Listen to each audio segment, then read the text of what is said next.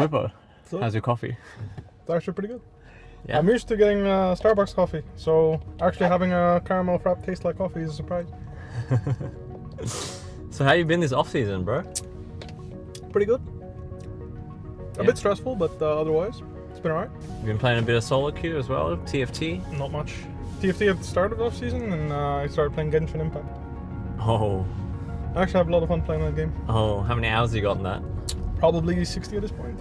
Oh my god. In the last 10 days. I started Assassin's Creed and I can't stop. I know the feeling. RPGs, man. They suck you in. I don't know. This game is too addicting. But I like it, it's a nice time sink, and I mean, we're going to start practice in 2 weeks, I think, so I have to make sure I'm a bit on point there, but I think I'll start practicing a bit more seriously after All-Stars. Yeah, speaking of which, do you think you've had enough time to kind of reset after 2020 and the season we just had? Yeah, I would say so. In general, I think that taking enough time for yourself is important, because I think that playing League throughout the year is not very hard, but giving yourself 100% to the team you're playing on takes a lot more than playing League. And I think that's actually something a lot of pro players mess up on, because I think that being a part of a team and being a player on a team are two very different things that a lot of people don't actually take into account. So for people wondering why I take such a long break, it's because for me at least it's being a part of a team means a lot more than being a player on that team. It's about doing everything you can in and outside the team, and I'm not perfect at it. I'm not gonna say I am. I've got all my flaws, but to me at least it's really important that I'm able to give 100% to the team, and that means more than just being a player on that team, in my opinion. I mean, just being an individual that plays League well is obviously important, but I think it's even more important that you bring more than that to the table if you want to be a Professional successful player. Not successful player. I mean, to be a pro player, that's all you need, right? Just play the game. You show up, you play the game well. Not a big deal, Yeah. But if you want to actually tackle the issues your team has and be a part of that team, whatever it is, find solutions for any problem that you can find, or show up. Usually, hopefully, you don't have to find them. Then again, if you have to find them, that means you don't have any, which probably is a good thing. But point being is contribute the most you can. I think it's important to take a break and give yourself enough battery to give everything you have. Were you spent after 2020, after Worlds? Not really. I think that's my fault, kind of, because I had a very hard time being the right guy for the job. I think I had a hard time connecting to some of our players and getting to help them with what they needed. Mm-hmm. And I eventually gave up on trying to help, and I just decided to be a player that plays the game, and that's honestly one of my biggest regrets of Worlds 2020. I decided to play my own game instead of trying to mingle with the team and try to understand what's going wrong there. I don't think I did a good enough job of helping people on this team. I think I gave up on them, and I tried to be the best I could be myself, which is why I think I had I had an alright performance individually. It was nothing special, but I also think that in order to push yourself beyond a good performance, you need to be willing to push your teammates ahead of you. Outside of Worlds, how was 2020 for you? How do you think you've grown as a person and as a player in 2020? I think Spring Split was the most comfortable split I've had in my life. So things were easy. We were winning. Sure, we had our problems, but they weren't really showing. Until they did. Yeah. We were just kind of doing our thing. Then we lost in finals. Our problems started showing, and we didn't really find fixes, so it carried over into summer. That's where I had my roughest split of my career, barring the experiences I had in other leagues. It's mostly talking about the LEC and LCS splits that I played, which were not many. So it went from most comfortable split to hardest split. Yep. In 1 year. I definitely felt that. For sure. In general, the team was just in Discord. It was hard to find anything that kept everyone connected. There was always something that people some people cared about something, and then other people didn't, and it was the other way around, depending on what topic you try to connect on. Every time we try to find something to connect on, it's player A and B like it, and then C, D, and E don't, and the other way around. So we never found anything to connect over, and I think that one of the things that got me through the split in general was definitely my home situation. You know, having a reliable source of positive influence is something that helped me stay with my head above water, and it was a huge reason why I made it through the year. And then secondary to that was my relationship with Hilly, of course. Mm-hmm. I think that our positive vibes and our general Connection. well, just I don't know, we're like a brotherhood, you know. Me and him, we're in our own brotherhood. I think Mithy was part of it actually. Mithy in his own way tried really hard. In my opinion, I'm really sad that he decided to step down. Or Yeah. like decided to swap teams. Yeah, I'm really sad because I think he was actually a great guy. I like Mithy a lot. But ultimately, like me, Hilly, that's what kept me afloat. And then I actually started connecting with Reckless a lot throughout the split. And I had long talks with him. And this helped me gain a lot of perspective actually. I think it helped me understand like the position we're in as a team, his position, what I should be doing. Because I think that's actually one thing that I never really realized up until it was announced that he was going to leave, right? Like he let me know in the morning that it was announced that or in the morning that he decided, like he let me and Hilly know first. Mm-hmm. Because we all agreed to like Stay in touch and yeah, we just agreed, you know, like the last 3 years have been successful ultimately because it was us three, you know. Sure, we had our overperformers like Caps. Even Nemesis and Selfmade played really well at times, you know, and obviously they had their downs, but so did we. But ultimately, we agreed that the main reason why we were at the same place, the same place 3 years in a row, which was Worlds, and then ultimately making it out of groups, we all agreed that a big part of that was us three. Mm-hmm. So, you know, we decided to like approach things from our perspective, you know, because us three. How do you feel now that you know? How was that in the moment that when Reckless told you that he was gonna leave Fnatic? I mean, What was going I through your head? understood. You had already signed, right? Re-signed. Oh, yeah, I mean, Yeah. I was signed on anyway. yeah, I you were didn't signed have a anyways. choice. You were. I didn't have a choice. You I had a no- the contract still. my And contract. So Hilly runs out. re-signed before as well. So you knew that. So basically, our whole off season was about securing Hilly, so we could hopefully secure Reckless. Mm-hmm. We ended up securing Hilly, and then you know, Reckless felt like he had a chance to take a different opportunity, so he waited till off season, and he found one. For me, it was like I said, I was a part of all the talks, you know, like I was a part of his decisions, you know. I even gave him my advice, you know, which might not have been in Fnatic's best interest. I have no shame in saying that. My respect for Reckless goes far beyond being a Fnatic player. For me, it's always been for him as an individual. That's why, like, I have no shame in admitting that I might not have gave him advice that was directly positive for Fnatic, you know. I just told him that if he sees an opportunity that he doesn't think he'll get, I think he should take it. You know, like if he feels like this is really a better opportunity than staying with Fnatic, staying with me and Hilly, then that just means that me and Hilly didn't do a good enough job to make him feel like this is where we're going to win it all. Mm-hmm. Because, at least for me, Reckless and Hilly, like winning Worlds has been the goal ever since.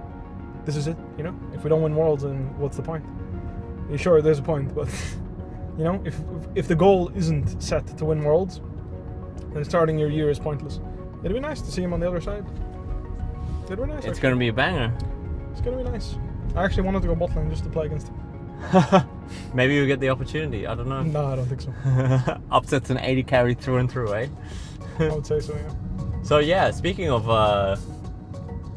the future and 2021, obviously we've got a couple of new members. Let's start off with Upset, who's just been talking about. What do you think of him as a replacement for Reckless? I think he's a good player. That's all it takes. Like, he's a good player. I think that when he came into the LEC, you know, like ultimately, I think he's a lot like me. I think he's never really showed up when it really mattered, and that's the trait I share with him.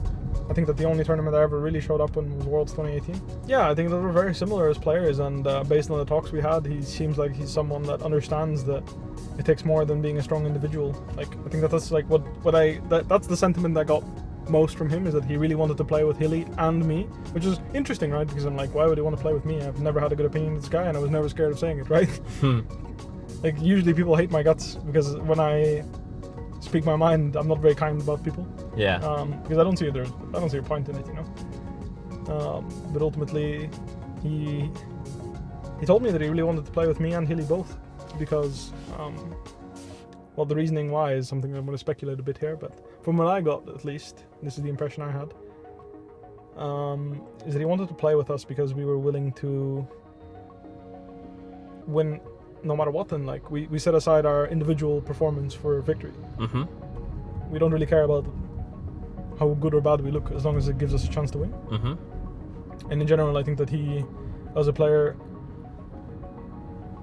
he appreciates that a lot. I think after his endeavors as a professional player, I think he appreciates having teammates that, you know, are willing to go as far behind as it needs to be in order to give the team a chance to win, instead of like everyone being individually. Everyone make sure they look good individually, and then you look to win. Mm-hmm. Like the goal is to win at every just try to win no matter what. You know, like just flip it. Flip just it. Win. Just win. Just flip it. Just win. Like everything else doesn't matter. You know, 0-8, 0-10, 50 CS down, 70 CS down. No one cares. Yeah. Just you win. guys, it's part of the art of int, isn't it? Kind of, yeah. You int it to win it. And let's move on now to new coach. You know, I'm looking forward to working with him and seeing what he can do. And as with every coach in esports, it's an art to see how much of the talk is talk and how much of the walk is walk. Mm-hmm. Because I think that, I mean, not even coaches, just in general, I think that a lot of esports is relatively young, and I think that a lot of people, you know, talk the talk, but don't walk the walk. And we'll see whether or not this is the case for Mr. Yamato. And me, of course. You know, every year is a test. You know, every year you come in new, it's a test of can you still walk the walk. That's just the way it is, right? Like that's something that I think a lot of people, like they think I'm, you know, when I give these opinions of people, and I have my very strong opinions, that I don't scrutinize myself under the same. Oh, I think you're very self-reflective. Extremely self-reflective. Sure, but I also keep myself to the same standards, and like again, if I come into yes, sure, okay, sure. But what I'm trying to say is that coming into the next year, like it's like year one for me, you know, like it's do or die. Yeah. I go on that stage, and it's I show up or I don't.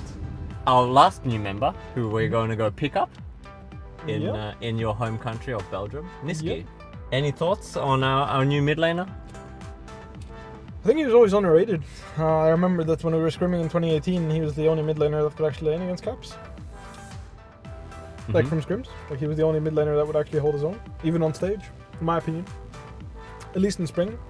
In summer it was like 50-50, but I think that in summer we had a lot of support attention mid. It was pretty broken. It was me in the bot lane, Haley going mid. It was basically having a dual lane mid, actually. He came bot to take my XP and it was a kill some people, and then he would go mid. It was pretty broken, actually. I still believe it's a really OP strat, but I don't think any carries are selfless enough to do it. They don't understand, like they don't understand the value of what's going on, and they don't understand that well, I think, the art of griefing. Like it really takes a griefer to do what I did. And what I mean by that is like, I would challenge people to dive me, you know, like I would be 1v2, you know, I'd just walk up to the wave and start farming, and then like, alright, come kill me then. Don't you do that anyways in the top lane? I mean, you sure, basically it's the same brought logic, top right? lane to bot. Yeah, exactly, but that's what I'm saying, right? Like, if enemy jungler and top lane are there, I'm not gonna leave my turret, you know, like, fucking kill me if you want, you know, like, I'm not gonna sit there and like lose, like, not forcing their hand is worse than forcing their hand and giving my teammates an opportunity. That's how I believe, you know? So that's what I did, you know, I just walked up and like, oh, my support is mid, like, what are you gonna do? You know, if you don't dive me right now, my support is gonna get mid prio and he's gonna fucking kill you if you stay, you know? So I don't mind. I think it's really OP. Like, your support goes mid, gets mid prio, and then the enemy bot lane has to decide right there, do I kill this guy or not? And if they fail, the game is low. The game is lost, because if they don't kill me, they're fucked, because my mid laner is coming to kill them, right? Which is Caps, and he came to kill them quite often. And if they do, or if they do kill me, then my mid laner is still gonna probably come and kill them. I just died, you know? So it's like, blows. But it's fine, because they're dead anyway. And if they manage to kill me and get out, then it's like, you know what? It was just the AD carry, who cares, you know? It was just the AD, like, who cares? So yeah, going back to Niski. He was pretty good. Yeah. He's always been able to lane against Caps, which is obviously the benchmark for international competition in our league. Mm-hmm. Like, if you want to perform internationally, you need to be able to stand up to caps, or you're basically going to get rolled by everyone else anyway. Right? Anyone that's remotely good internationally is at the level caps is at. Some better, some worse. But the point is he's a very good benchmark in my opinion for international competition. Mm-hmm. And you need someone that's individually able to stand up to him, and then I think Niski was that person. Whether he still is or not, we'll see. Mm-hmm. But ultimately, I'm looking forward to working with him because I think his style will fit Selfmade very well. Wait, do you guys speak the same language? No, he speaks French, I speak Dutch. But it's only like an hour away, Bruges to Brussels. Yep. You don't speak French at all? Nope. He Supposed doesn't. to, but I don't know. Shame, I don't think he speaks any Dutch. What was it like growing up in Belgium, actually? Boring. Nothing happened. Yeah? I sat inside and played video games from the day I was born. From the day you were born? Nah, I'm kidding. But I wished I did. I tried to do like football and stuff. I was never good at it. My brother was good at it. Mm-hmm. But I was awful. Any sports, I was just awful. The only sport I could like half do was basketball, and that's just because I'm tall. That's all. Were you tall when you were younger? Like when you were... Yep. Did you have your growth spurt super early or something? No, I just kept growing like at a steady pace until I stopped. Well, at least height-wise. Now you're growing... My ego.